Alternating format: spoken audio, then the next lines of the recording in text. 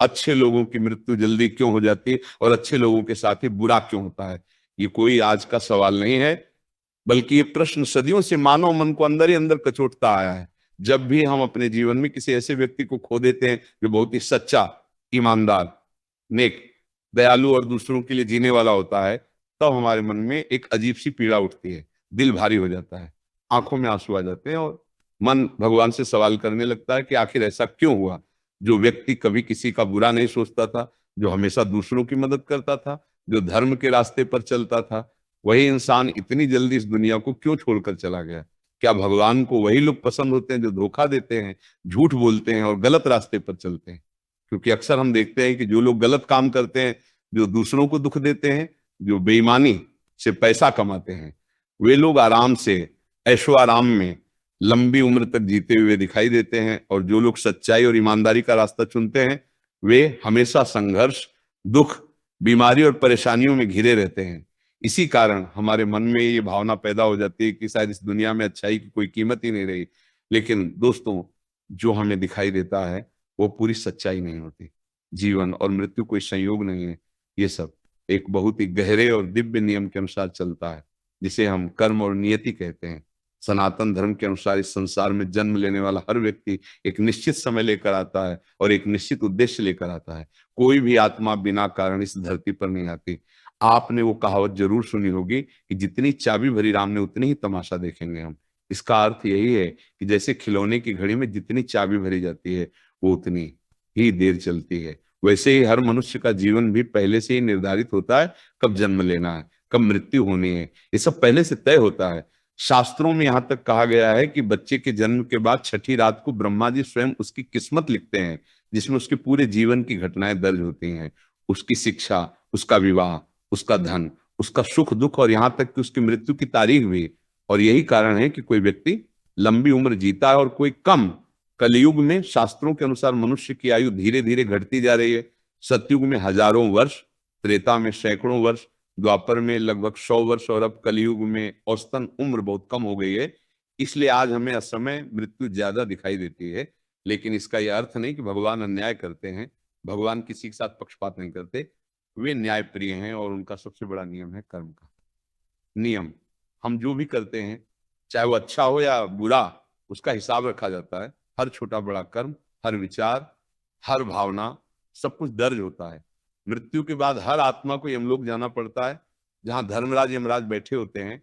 उन्हें धर्मराज इसलिए कहा जाता है क्योंकि वे पूरी तरह निष्पक्ष होते हैं। वे न अमीर गरीब देखते हैं, न राजा रंक, वे केवल कर्म देखते हैं।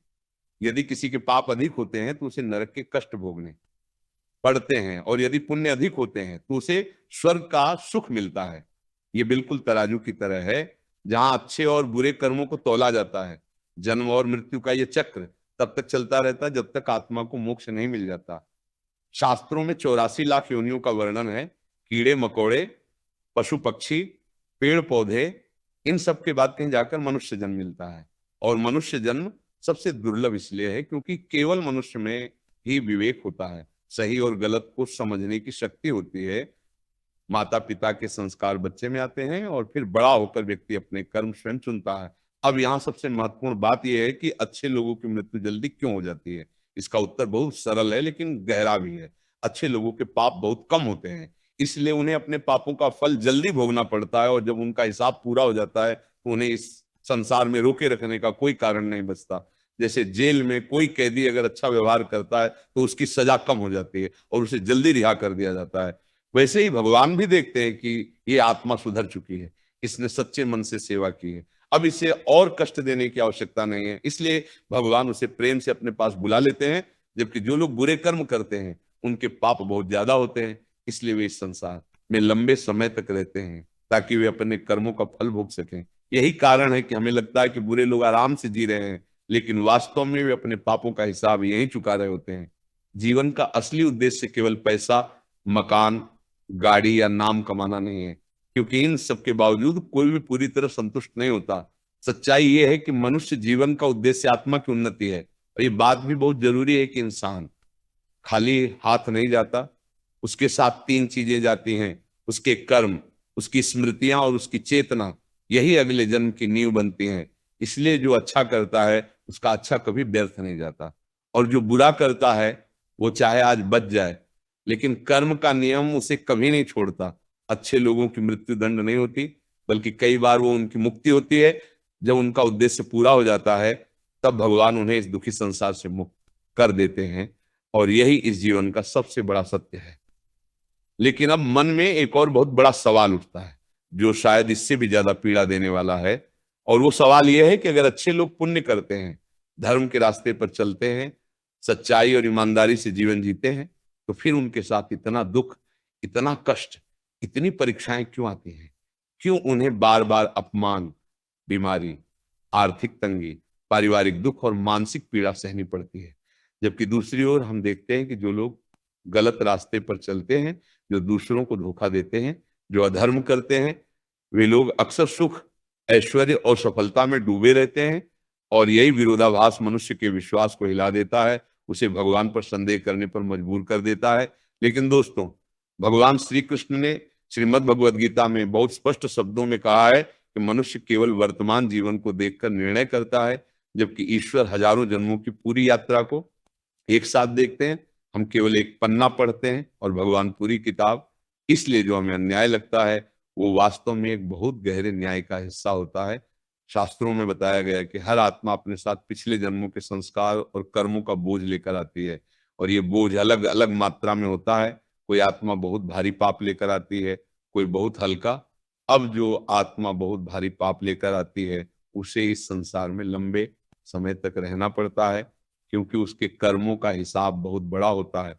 इसलिए उसे सुख और दुख दोनों के रूप में धीरे धीरे भुगतान करना पड़ता है। और जो आत्मा बहुत हल्के कर्म लेकर आती है उसे कम समय में ये सब कुछ भोग लेना होता है। इसलिए उसके जीवन में दुख एक साथ जल्दी और तीव्र रूप में आते हैं, ताकि उसका हिसाब जल्दी पूरा हो सके। इसे ऐसे समझिए जैसे कोई व्यक्ति जिस पर बहुत बड़ा कर्ज है, वो हर महीने थोड़ी थोड़ी किस्त भरता है, इसलिए उसे लंबे समय तक भुगतान करना पड़ता है। जबकि जिस पर बहुत छोटा कर्ज है वो कुछ ही बड़ी किस्तों में पूरा चुका देता है और मुक्त हो जाता है। अच्छे लोगों के साथ जो दुख आता है वो वास्तव में उनके कर्मों का अंतिम भुगतान होता है। इसलिए वो दुख भले ही हमें बहुत बड़ा दिखाई दे, लेकिन आत्मा के लिए वो मुक्ति का द्वार होता है।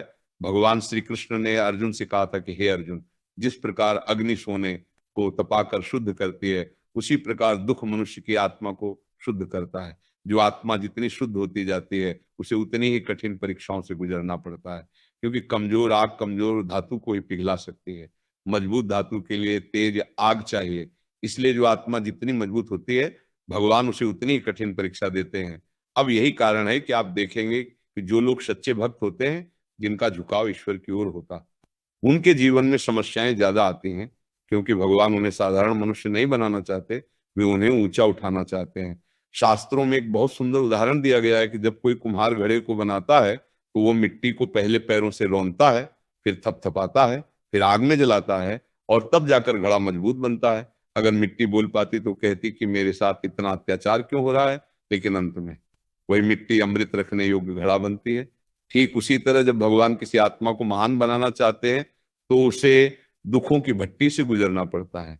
अब यहाँ एक और बहुत महत्वपूर्ण बात समझनी जरूरी है कि जो बुरे लोग सुख में दिखाई देते हैं वो सुख उनका वर्तमान का नहीं बल्कि उनके पिछले जन्मों के पुण्य कर्मों का फल होता है। और जो अच्छे लोग दुख में दिखाई देते हैं वो दुख उनके पिछले जन्मों के पाप कर्मों का फल होता है। कर्म का नियम कभी वर्तमान तक सीमित नहीं होता, वो जन्म जन्मांतर तक चलता है। इसलिए हमें किसी के वर्तमान हालात देखकर उसके कर्मों का निर्णय नहीं करना चाहिए। भगवान श्री कृष्ण ने गीता में कहा है कि कर्म करो, फल की चिंता मत करो, क्योंकि फल कब, कैसे और कितना मिलेगा ये मनुष्य नहीं बल्कि ईश्वर तय करते हैं। और ये भी याद रखना चाहिए कि जो सुख अधर्म से मिलता है वो बहुत जल्दी नष्ट हो जाता है, लेकिन जो सुख धर्म से मिलता है वह स्थायी होता है, भले ही देर से आए।